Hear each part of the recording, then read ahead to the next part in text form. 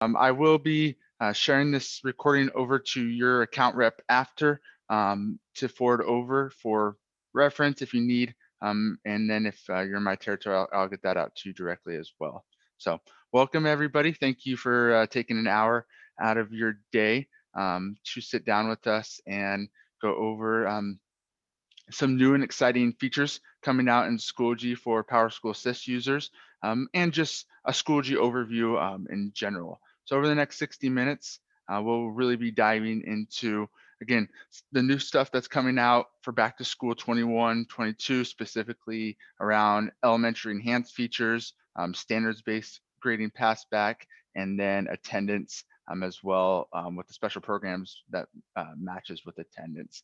One thing I want to mention is these are all in development right now. So when we're going through these, just kind of keep that in mind. You will have them available come implementation, but we're still developing them out. And our goal for everything is back to school 21-22.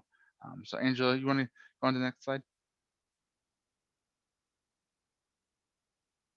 Just a quick introduction. My name is Lucas Rodriguez. I am the inside account rep I work in 5 states. You might have gotten this recommendation or email from your respective account rep. We have a Team East, so I shared that with the team. They want to invite everybody, so welcome. Thank you, everybody. With me today is Angela Brown. She is one of our great solution engineers. She will be the one actually taking us through Schoology and highlighting, again, all those great new features. So a few quick slides and then we'll dive in.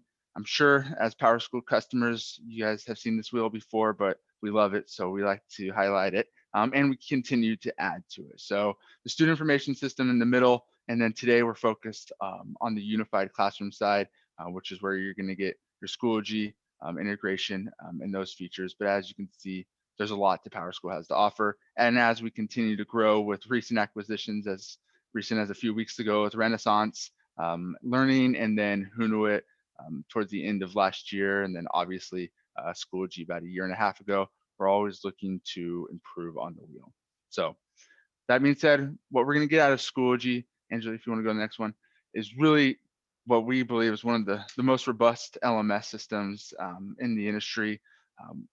Schoology is a very open platform, just like PowerSchool SIS with our open API. With Schoology, you have the ability to bring in third-party apps and curriculum that you're using, everything from Discovery Education to Quizlet to McGraw-Hill. And then you also have full integrations with G Suite, Microsoft 365 to really allow your teachers to have that one-stop area for all their learning, for your parents, students, everybody to collaborate in one spot to where you're not having to bounce around between multiple different curriculum platforms or ed tech solutions. It's all in one location.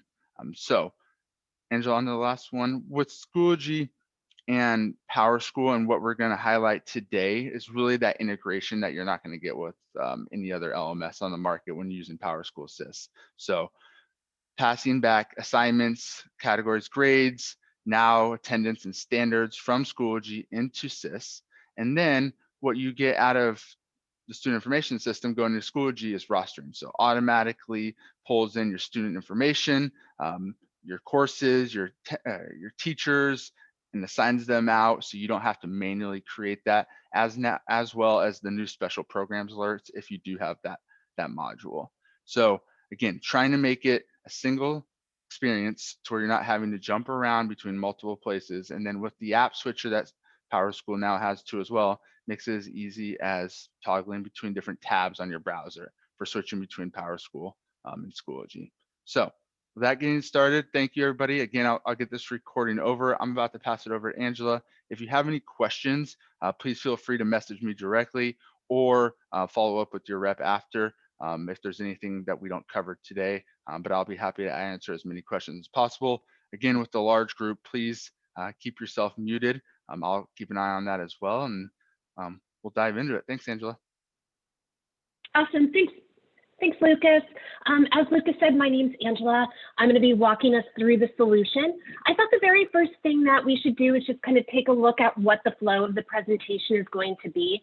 Now, I think Lucas mentioned we're going to keep this fairly high level just because of the amount of time that we have today. But certainly, as we walk through, if you do have questions and want to throw them in chat, anything we can't get to, prior to wrapping up today, we can do some follow-up with you. And certainly, if you want to set up a presentation specific for your organization, we're happy to do that as well. So we're going to start with our secondary teacher. Then we'll move to the view of our primary teacher. That's where one of those new enhancement experiences is going to be, and I'll call that out when we take a look at it. We'll jump in, take a look at what things will look like for your students as they're accessing Schoology. We'll take a dive into the parent experience. We'll talk about the administrative portal. Because Schoology is a centralized solution, administrators are going to have access. They're going to have the opportunity to actually set security around who can access what. And we'll cover some of that. And then I'll pass things back over to Lucas to do a wrap up. So one slide before we jump into the live software, and this really just highlights some of the things that we'll have a look at as we move through the solution. So it's a centralized place for all of your stakeholders to go. So that includes teachers, students, administrators, as well as your parents. And so it's one place to access all of that great content that you decide to share out. Now, when we talk about a centralized solution, a huge benefit to that is the ability to actually have a place where as educators, as administrators, you have the opportunity to actually build out curriculum and content and share that with your peers. So when you think about those experiences as, maybe a teacher who has a lot of experience, has created and built out some great resources in the classroom and wants to share that with some newer teachers. That can all be done right through Schoology, really streamlining that experience and that process for everyone. Notice as we move through the solution, there are so many tools that are available that really highlight the ability to pull in and communicate, collaborate with your community, with all of your stakeholders. So we're going to be touching on things like notifications, calendaring, messaging, activity feeds. And then Lucas actually brought up a really nice slide that spoke to all of those partnerships that we have within Schoology. So because this is a centralized solution, you're going to be able to take all of those resources that you might already, all of those tools, I should say, that you might already be using, the things like Quizlet, Khan Academy, Brain Pop, Quizlet, and to be able to actually pull resources from those tools directly into Schoology. So as a teacher, you're actually just embedding them in that experience for your students. Now, we already have partnerships with over 150 K-12 tools, but anything that you're using that you don't see on that list, just know that as long as they're LTI compliant, it can be made available through Schoology. So with that being said, we're going to go ahead and jump into the live software. Now, as I mentioned, we're going to start with the view of a secondary teacher, where we're going to look at what the experience can potentially look like for more of your middle school age students or high school age students. But just know that in that next view, in that next step on the agenda, we will switch views and look at those primary teachers. So this is a landing page. What you might notice right away is that I already have courses that are available for me. When I hover over those courses, I can see any co-teachers that might have participation with this class. Certainly if there were administrators that needed to be associated with courses, those could be displayed as well. Now, all of these course teacher assignments, as well as the students that are enrolled in that course, automatically pull in if you're using the PowerSchool Student Information System or eSchool Plus. Certainly, if you have another SIS that you're using right now, if you wanted to be able to pull in that course information, we can do that for you as well. So essentially what you're going to see when you're landing here is all of the courses that you teach. If you teach that same course in multiple periods, you've got multiple sections of it, it will group it together so you're not having to copy or recreate the course for each section. Now, also notice down here that there's an option that says professional development. So what that means is, as administrators, you're able to actually share out professional development content for your teachers right within Schoology. So again, really building out or creating that centralized experience. Now, a couple of tools to point out before we jump into one of these classes. The first is this option up here at the top of the page where we look at groups. So groups is the opportunity to actually group together any of your stakeholders and share, communicate, collaborate with one another. So one of our examples is curriculum and instruction. And what this does is it really allows educators, administrators to build out groups and to be able to share that curriculum and instruction with one another. Let's say as administrators, you've built out some great content that you want to have available for your teachers. That can be built out in the administrative portal and shared with these groups so it's easily accessible. But also notice groups can include other kinds of stakeholders. Maybe you're the advisor for the senior class. Maybe you're the coach for an athletic team. Maybe you've got a parent advisory group that participates in a group and communicates together. So it's really for any of your stakeholders, and it's very easy to set up these groups and actually build out content for them. Now, under resources, this is a place where educators can actually share content that they've built out for their classroom for as long as you'd like.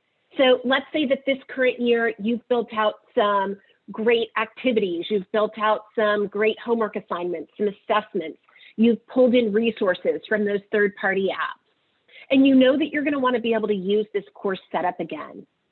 You can save it under resources. You'll have unlimited storage, and you can simply come in, select those items you want to reuse, and pull them into your current course. It's as easy as that.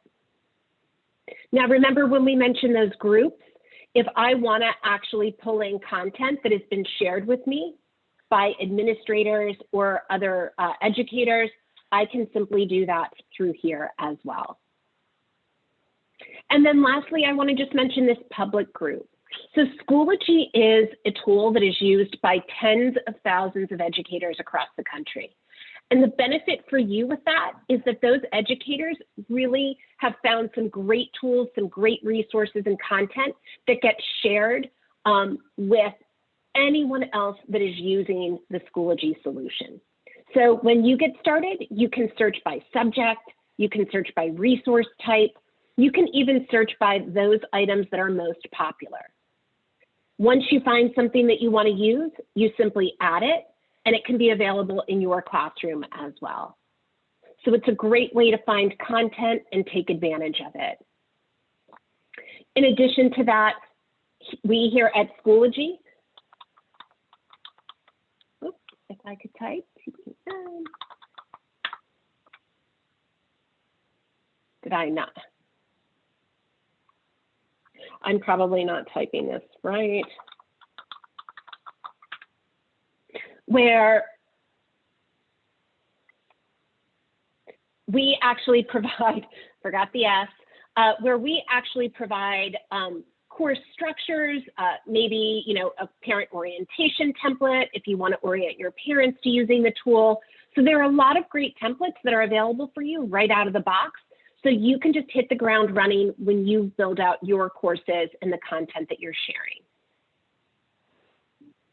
Now, two other things I'm going to just pop into before we leave, and that is going to be the fact that there are notifications that are available. So as a teacher, I can be notified when I have students submitting assignments, all kinds of options around those notifications.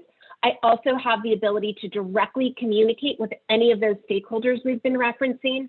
So what that means is if I need to easily be able to message one of my students, one of my parents, maybe my co-teacher, I can do that right through the tool that I'm already in. Notice that when I send and receive messages, I have access to any of those resources. I can communicate through audio and video. And this is all tied to my email address that's already available in Schoology. So even if I'm not logged into the tool, I'm still getting those messages that are being sent to me. And then, of course, you have a calendar of events. This automatically gets built out for you as a teacher as you're actually creating assignments, as you're actually putting in, meetings, or let's say that if you're that volleyball coach and you're putting in the days that practices might be occurring, all of those automatically appear on your calendar for you. Also notice that if I create something like a virtual office hours, and I'm using any of the conferencing tools that you might be using, Zoom, Teams, Google Meet, that those can all be embedded links right within your calendar, as well as any of your assignments.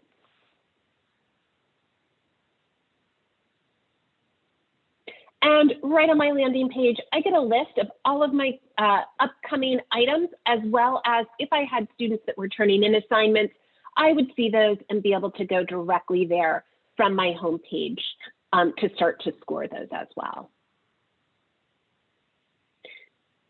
Now, I'm going to go ahead and pop into one of our courses. And I'll just point out that the page is set up in 3 specific areas.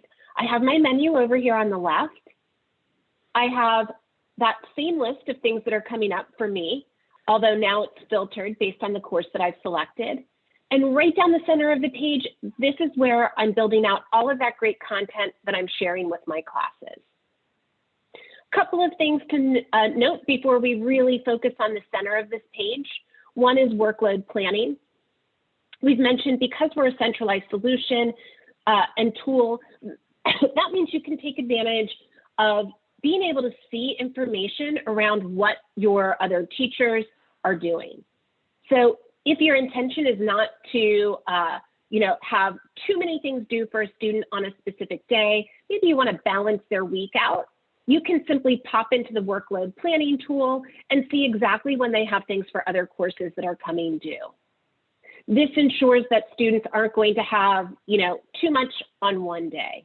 And of course, you can add in things that might be, several weeks or months out, but it does default to that current week.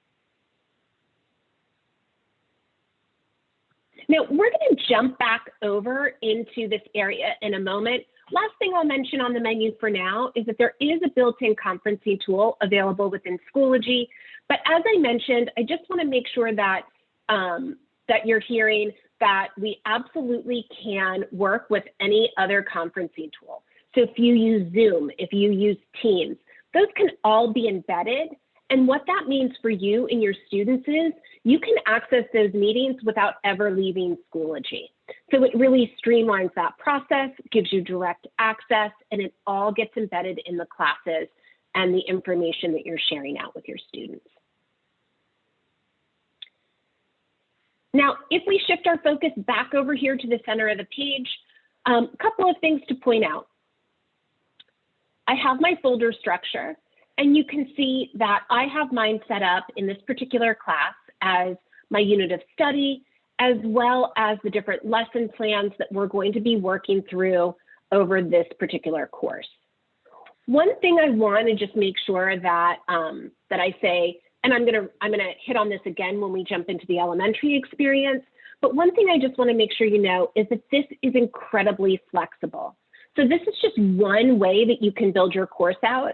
I've seen for those of you that are in hybrid mode or are doing a lot of remote learning these days, that this can actually, and what I see my daughter's teachers doing is this might say, September, and then week 1, week 2, week 3, so that students are very clear on, what they have to do over any given period of time.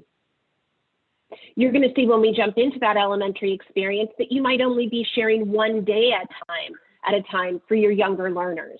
So it really keeps them focused, really makes it very simple for those younger students to know exactly what they're expected to do on any given day. Now, if we are using that example of here's week 2 and here are all the different things that you need to do over the course of this week, know that as a teacher, you're going to have enhanced control over how students actually work through those assignments. So notice at the very top of the page, there's the opportunity to say they have to be completed in a specific order. And notice that you can decide what it means for the student to actually be checked off that they've completed a specific item. So if you do have a lot of students completing a lot of work, remotely, this still gives you the opportunity to ensure that you're setting them up for success by ensuring that they're working through that content in a way that makes the most sense and they've got the information they need to be successful.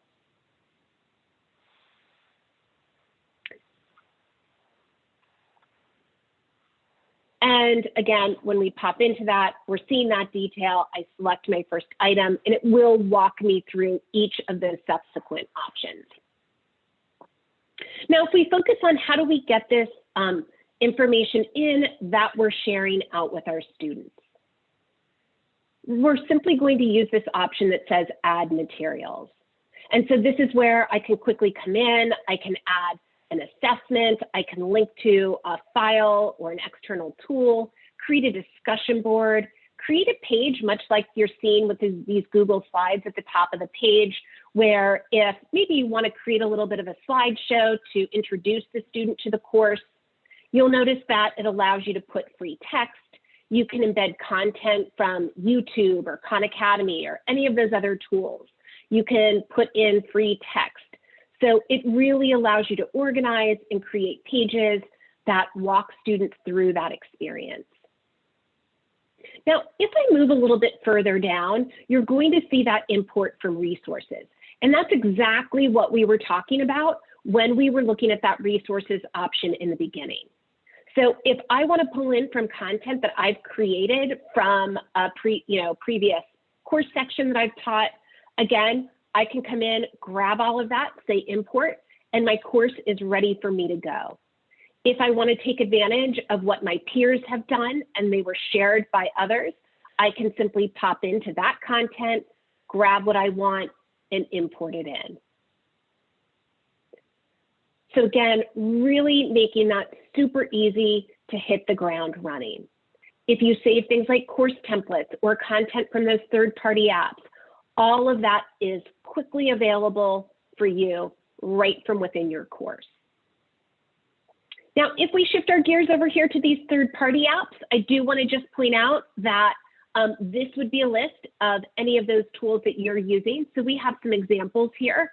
What I do want to highlight is just that simply by going into any of those resources, that once you find what you want to share with your students, there's going to be the opportunity to just embed that directly into your course. So again, when you think about embedding things like YouTube videos, especially for those younger learners, it embeds it right within Schoology. So they're not getting that next suggested video popping up and distracting them. They're not having to log in to that third-party tool in order to access that content you want to share with them. They stay within that framework of Schoology and streamline that access. Now, to give an idea of what it looks like to actually build out an assignment, you can see that, of course, I can put the title. I've got a rich text toolbar. I can include audio and video in the information that I'm sharing out with my students. So if I am the science teacher and I want to show how they're supposed to walk through the steps of that science experiment at home, I can record a video showing them an example of that. If I want them to respond with an audio video, can absolutely do that too. Notice that if I use OneDrive or Google Drive, that's available for me as I build out that information for my students. So I still have access to my documents. I can select that document that I want to attach, and I simply say attach it. It automatically can create a copy for my student. So that's now available when they go in to complete that assignment. If you do anything with rubrics, that is easily set up in here. You can set up the grading scales, the criteria. You can align them with standards. And when we talk about standards, one thing that I do want to make sure that I point out, if you already have standards brought in for the PowerSchool SIS or eSchool Plus, just know that it's going to actually be stored in the same place that we're making those standards available in Schoology. What that means for you is that there is one centralized place to maintain those standards. There's no redundant changes when you make changes to any of those standards. And it's super efficient, especially for your technology staff, because it is that centralized location and you know that your data is clean and is aligning from one tool to the next. Now, in a little bit, we're going to show you what it looks like from that student end, but let's say that students are starting to turn in that particular assignment. Notice that I have whatever document that I shared out with that assignment. If I attached a rubric, I'm seeing that here, and I can pop in to see how my students are progressing in that assignment. I can toggle between each of my students. Notice that I still have access to all of those great Google tools. And as my students submit those assignments, I simply come in and I can grade those right here. Those scores automatically go into the grade book.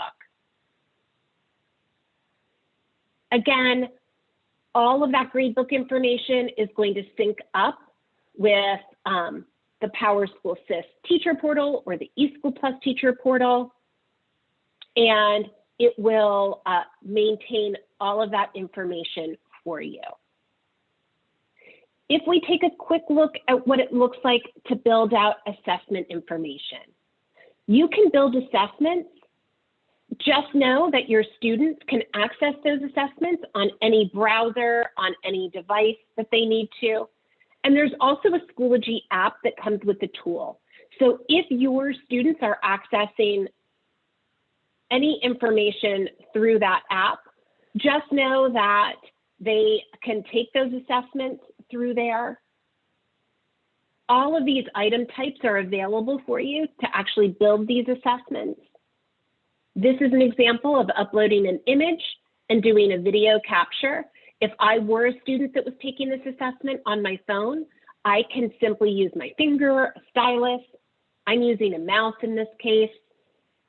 There are all kinds of accessibility tools, tools like calculators, rulers, protractors. So it makes it super simple for my students to complete the assessment. And notice that if I need a different kind of keypad to complete the question, I simply make my selection through this dropdown. I've got tools that allow for drag and drop type questions. And when I've completed this, as a teacher, I'm going to be able to have the solution automatically score all of those responses that it can, but for any that might need me to take a look, like a short answer or an essay, certainly I'll have the opportunity to come in and score those either by item or by student. And this is what it would look like for a teacher to see that video feedback. So instead of turning in that scrap piece of paper, I can easily see the responses through here.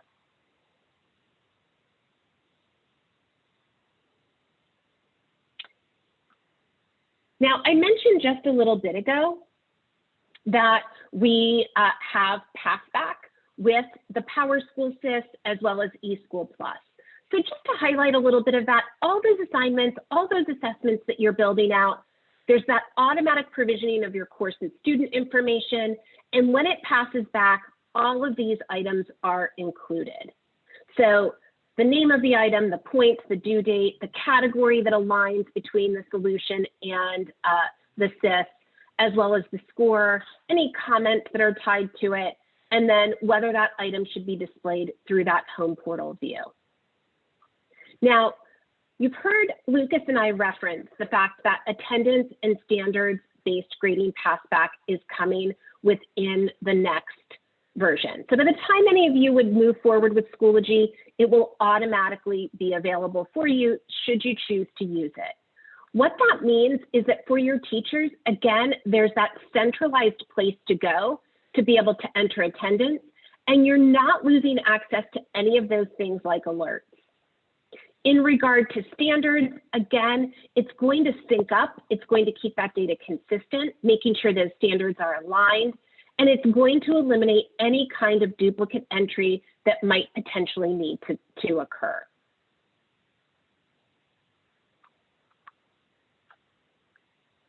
So I'm going to pause and ask Lucas, any questions that you want me to address? No, so far it's been great. Thank you. All right. So what I'm going to do now is I'm going to shift over here to Tina Teacher. And what I want to make sure that you're seeing is that this particular teacher, because she teaches younger learners, is set up so that it's showing me my homeroom. So a lot of times with the elementary experience, what we hear is that teachers are really, they've got that homeroom group of students, and they're really teaching those students the core areas throughout their day. So things like reading, math, and then maybe they might go to a music teacher or an art teacher for other areas. But in that particular case, you can see I can select my kindergarten course. Now, right away, you can see that my page is set up and my folder structure is set up so that it looks way different than what it did for that secondary teacher. In other words, I've just set up access to what I want to show my students for today. Now, that doesn't mean that I can't build out content for the future. I'll just simply use the option to unpublish, meaning that my students can't see it yet, and I make it available when I'm ready for them to actually be able to open that up and see it. Oh. Now, you'll also see that there are options that an elementary teacher, primary teacher might use a little bit more than the secondary, although they're available everywhere. And that would be the opportunity to do badging for your students. It's also the opportunity to, if you want your students to be able to use QR codes to log in. So instead of having a login and a password, just know that your students can use a QR code, scan it, and get in. So especially for those students that aren't used to having to use a login and a password, maybe your kindergarten, first grade students, no problem. So if we refocus back on this center, notice that as a teacher, if I open this up, I'm seeing the links to the content that I've decided I want to share with my students. But for the student experience, they might come in and they might select the activity. Now, this is our enhanced elementary experience. And this is one of those things that's going to be available when you're ready to implement. So as a student, it's a streamlined view for me, and I can decide what it is that I want to work on. So my teacher shared with me that I've got 3 things I need to complete today, and maybe I decide I want to start with activity 3. So I get text about what my teacher wants me to do, but notice that there's an opportunity to actually listen to an audio recording that my teacher has shared with me. All of this is incredibly clean and easy for your younger learners to work through. Now, maybe my teacher is giving me the opportunity to either type in my response or draw it or record it, and I'd like to start with recording it. So I'm going to have the choice to be able to do an audio or an audio video. If I'm a little shy, maybe I choose audio. I record what it is. When I'm done, I just say, I'm done. What that does is it submits it to my teacher for me. I get really great, easy to see feedback that it's been turned in. So I know, no matter how young I am, that I've done what I needed to do to complete that assignment. Takes me back to my list of activities, and notice that it checks that off for me. So that's a great visual for my student, letting them know, or as a student, I can see I've completed that assignment and I'm ready to move on to something else. Also notice that as the assignment scores are put in, that I can easily see how I was graded. If there were any comments, I would see that as well, and I would be able to simply open that up. If there were a recording, I would be able to listen to that.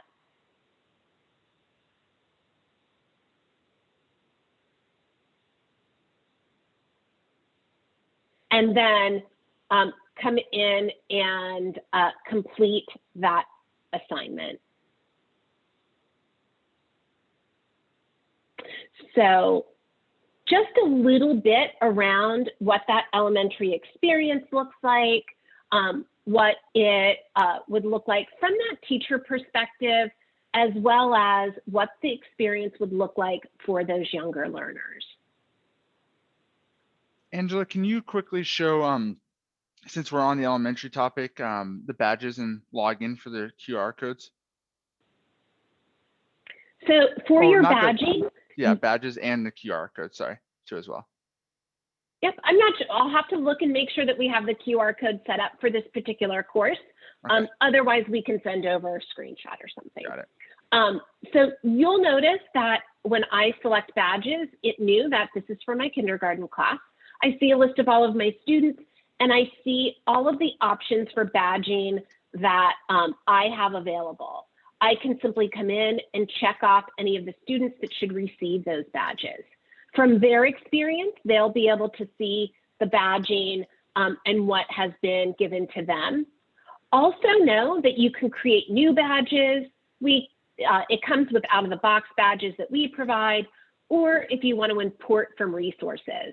There are some great badging options that, remember when I mentioned that public folder where there's all that great content that has been shared by educators across the country?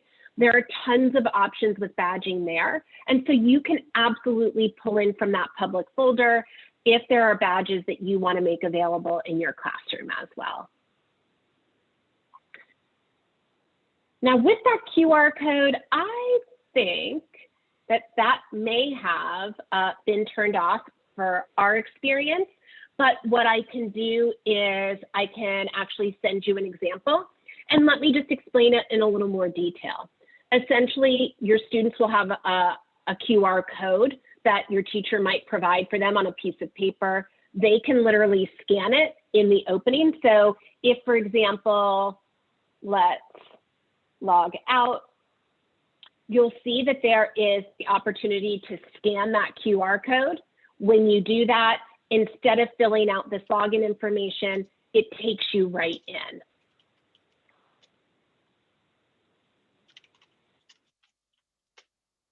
Perfect. Thanks, Angela. That's all we really needed. Okay, awesome. So that was really a lot of information around kind of some of the tools that were available in that teacher experience. One of the things that I would just encourage you to do is that if there are things that you're thinking, oh, we really want to be able to do this, we didn't see, a certain option, just know that this is a very high level presentation. And so certainly, if you want to set up a presentation specific to your school, we can go into a lot more detail and answer your specific questions and build those into the presentation. So with that being said, in following our agenda, if we pop in here now and kind of look at that experience from an older learner, you'll notice that it actually has a display of all of the classes that I participate in. If there were any groups that I was a participant of, I would be able to access those up here. So if I'm in the student government, or I play basketball, or I'm on that class committee, I can certainly toggle to any of those from my menu. Also notice that as a student, I'm going to see all of those items that I have coming up, but probably where I want to focus are on any of those items that have been tagged with overdue. So what that means is obviously the teacher has said this particular assignment is overdue, but I can still link to it. That means that I'm still able to turn it in. And so I probably want to get that done right away. Also notice the tools across the top where if I have any messages that I need to be able to see, I can see Tracy teacher or Mrs. Teacher or Miss Teacher has sent me a message. I can certainly see that that has happened.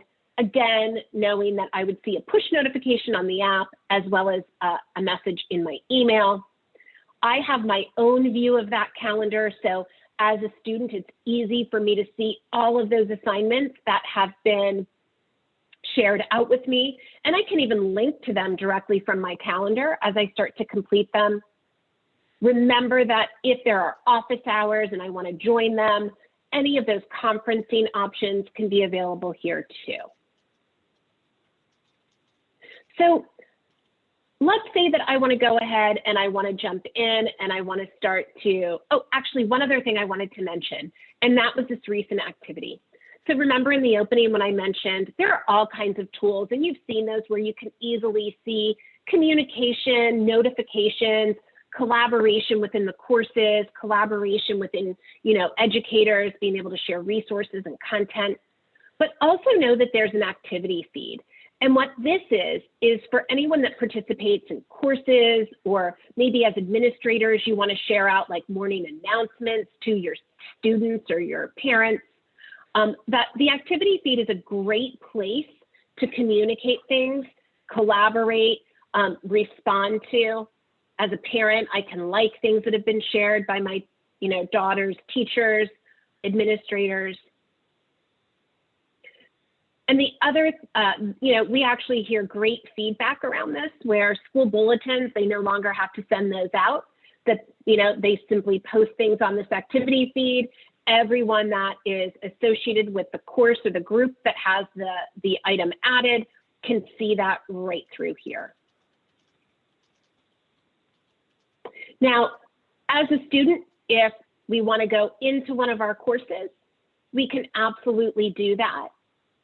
I can see again now filtered the things that I have coming up for this particular class. If I want to check on my grades, I simply pop into this option.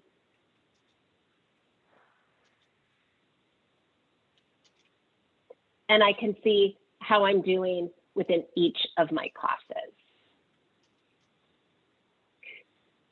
Now, again, just to highlight a little bit more, as that younger learner, if I come in as that kindergarten student, again, same kind of landing page, access to anything that I need to focus on, same activity feed option. But now, instead of seeing that regular grade book, if I am doing standards-based learning, just know that students can see all the different standards they're assessed on, as well as the different assignments that have been taught towards that.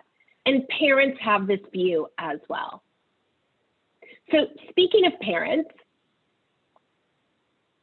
if we shift our view and come in as Sam and Sally's mom or dad, let's go ahead and select specifically the parent view where you've got that activity feed. If I'm a parent that participates in that advisory group, I see my own group here. And then for that advisory group or anything that gets shared out by my school's administration, I can see those items from my activity feed. And if, for example, the school has shared out a parent orientation course that helps me get acclimated to Schoology, I can see that here too. But now when I'm ready to start to look at Sam and Sally's information through Schoology, I simply choose my child, and now I have access to the detail around their information as well. One thing I absolutely want to point out is we've been kind of doing a distinction between, a primary student versus a secondary student. And so I just want you to know that because of the ability to actually build out resources through that centralized setup in admin, you'll be able to be really specific as to what parents can see versus what they can't. So we hear a lot of times for your elementary students, you really want parents to be able to see everything. Maybe you're really doing a lot of that teaching at home if they're, learning remotely or doing hybrid learning. And so you might give them access to everything. But then we hear a lot of times at the secondary level where you really want to give your students more autonomy. And so maybe you share only just, their courses, their overall grades, but they're not seeing the detail of the class through their view. That's completely up to you. And during implementation, we're going to talk with you about those types of things to really ensure that parents, students, teachers, and administrators have access to everything that you want them to. And that's that whole conversation around security. Now, speaking of administrators, let's go ahead and pop in and take a look at what it looks like on this administrative side. So as an administrator, this might be where I'm building out that professional development course that I'm sharing with my teachers, maybe that parent orientation class that I'm sharing with my parents. Maybe I'm creating classes for my parents that really assist with them in how to best teach students at home, and I'm going to share that information out. I have my own reminders. I have my own access to notifications and emails and my own calendar. Certainly, if I'm tied to any courses, any groups, those are all available for me as well. But let's take a little bit more of a look at our curriculum and instruction group. So I've been kind of highlighting and talking about the idea that, you know, as educators, you can share resources, you can share information with one another. But really, as administrators, you'll have the opportunity to share out information with your teachers as well. So you can group it any way you want. We have the example of, for our elementary teachers, we have it grouped by grade level. For our secondary teachers, we have it grouped by subject. But just know that this can really be set up however you'd like. As administrators, we can actually build out things like curriculum frameworks, content for courses, but also start to think about the ability to share out, let's say that you as administrators have found some great resources for things like reading comprehension, or maybe around different standards that are being taught in the classroom. And so as a teacher, I have a centralized place to go to find those supporting items around things like reading fluency. And these types of items that are built out in your administrative portal can be tagged by keywords, by standards. So when I come in here as a teacher, I might search for reading fluency, and I see a list of all of the items that would help my students around that particular topic. Again, a great centralized location for those new teachers. We hear a lot of times that, you know, teacher retention is a priority at schools. So as you have those first-year teachers that, you know, don't have their classes and that content built out, again, great place to go to quickly grab some great options to start this school year. Now, one other thing that I want to make sure that I highlight are actually this advisor dashboard. And this is really available. So let's say that I'm a counselor or I'm an assistant principal and I'm meeting with one of my students, or even potentially meeting with a parent. And I really feel like I could benefit from having a good understanding of how Sally's progressing throughout this school year. Instead of having to go into the class or reach out to the teachers, I can come in and I can have a view of how Sally's work looks within Schoology. So I have the opportunity to see all of those things that Sally might be seeing. And of course, I can dig into and see the detail behind any of this information, provided I've been granted the appropriate security.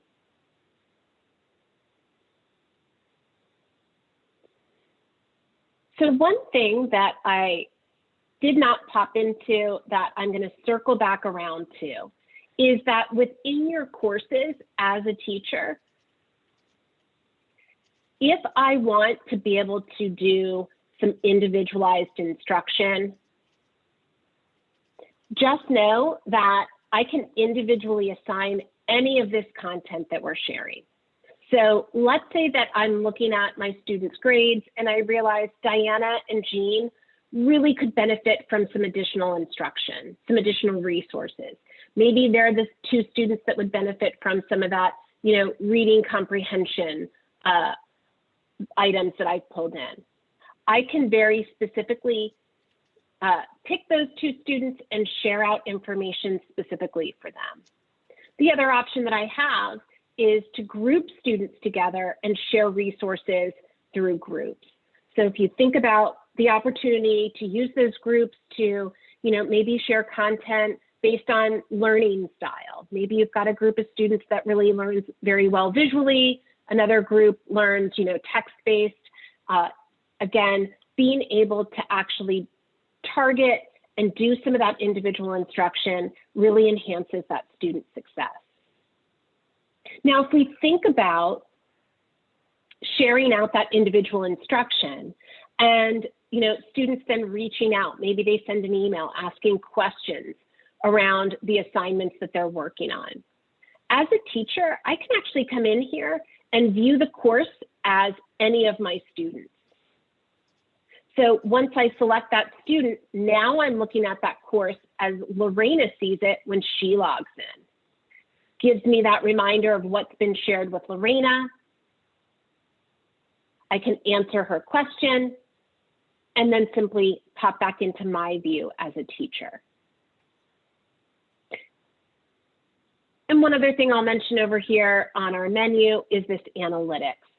So if you've got students that are getting their instruction remotely and you want to be able to provide, or you want to be able to see how long they're logging in for, what they're posting, this gives you insight as a teacher into what they're accessing, when they're accessing it. And notice that when I come back out here, if I saw that Lorena had spent an hour in the class last night but didn't submit anything, and I want to see what her progress is for the overall assignments that I've shared, oh, no, I don't have to worry. She's completed 80% of them. Just looks like she didn't do anything last night. So again, really providing teachers with the information they need to have a really in-depth understanding of where the student is at in completing their assignments, as well as their scoring and their grades within the class. So I'm going to just say we went through a lot of information. It was fairly high level, but we really covered what it looks like for that primary teacher, your secondary teacher, your parents and students, as well as your administrators. Wanting to make sure that we highlight the fact that we have so much information that is going to be available and streamline the process for all of your stakeholders. Being able to take attendance right through Schoology streamlines and simplifies things for your teachers. Having that grades and standards-based passback so you can do report cards and transcripts all through Schoology, and sharing that with the student information system. Again, streamlining that process, centralizing everything, and eliminating that redundant data entry. I'm just going to ask one more time, Lucas, any questions you want me to answer before I pass things back over to you?